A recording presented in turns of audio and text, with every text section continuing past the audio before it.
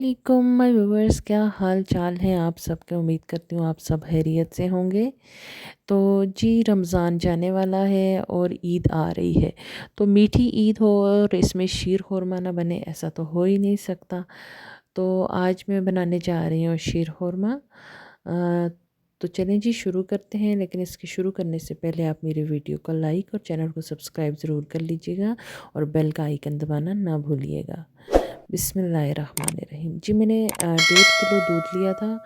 ये full fat milk है, मैंने बॉईल कर लिया था। अगर आप ना बॉईल करें तो इस टाइम पे भी आप कर सकते हैं। तो मैंने बॉईल किया, लेकिन मैंने इसके ऊपर से मलाई नहीं उतारी है।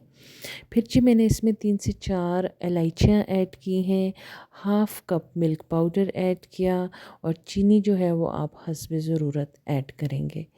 तो ये देखें जी, इसको ऐड करने के बाद इसको अच्छे से चला लेना है और गर्म दूध में मिल्क पाउडर ऐड नहीं करना, नहीं तो गुठलियाँ बन जाएंगी। अच्छा, इसके बाद हमने इसे साइड पे रख लेना है बॉईल होने के लिए। और दूसरी तरफ में हमने एक पैन लेना है, उसमें हाफ़ टेबल स्पून बटर की डाली। उसमें जो ड्राई फ्रूट्स आपको अवेलेबल हों, मैं जी बादाम, काजू, नारियल, किशमिश और अखरोट का इस्तेमाल कर रही हूँ। इन सबको मैंने बारीक बारीक काट लिया था और ये जी इस तरह मैंने इन्हें रोस्ट कर लिया। और इनको हल्का सा रोस्ट करने के बाद आपने अपने उबलते हुए दूध में ऐड कर लेना है। ये देखें।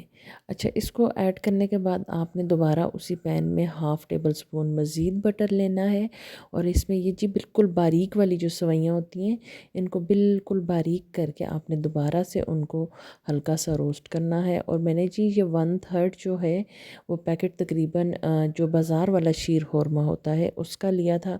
ये मैंने क्यों लिया है ये मैं आपको आगे जाके बताऊँगी। तो इनको भी आपने हल्का सा रोस्ट कर लेना है और फिर इसको अपने दूध में ऐड कर लेना है। अब जी आपने इसको उबलने के लिए छोड़ देना है, तकरीबन आधा पौना घंटा ये इसको हल्की आंच पे उबलने देना है। तो अच्छा, वो मैंने रेडीमेड जो शीर खुरमा में वो इसलिए डलवाया था कि 80% लोगों के पास ज़ाफ़रान अवेलेबल नहीं होती। तो इससे जी ज़ाफ़रान की कमी भी आपकी पूरी हो जाएगी। और इसकी कंसिस्टेंसी आप देख सकते हैं, थोड़ी थिक हो चुकी है। तो बस जी, अब ये हमारी जो है शीर खुरमा वो बिल्कुल रेडी हो चुका है। अब हम इसे डिश आउट करेंगे और इसको गार्निश करने की वैसे ज़रूरत तो नहीं होती, इसमें ऑलरेडी इतने ज़्यादा ड्राई फ्रूट्स होते हैं। लेकिन फिर भी अगर आप करना चाहें तो मेरी तरह हल्का सा कर लें। उम्मीद करती हूँ आपको आज की रेसिपी बहुत पसंद आई होगी। ज़रूर बनाइएगा और मुझे बताइएगा आपकी रेसिपी कैसी बनी थी। दुआओं में याद रखिएगा। अल्लाह हाफ़िज़।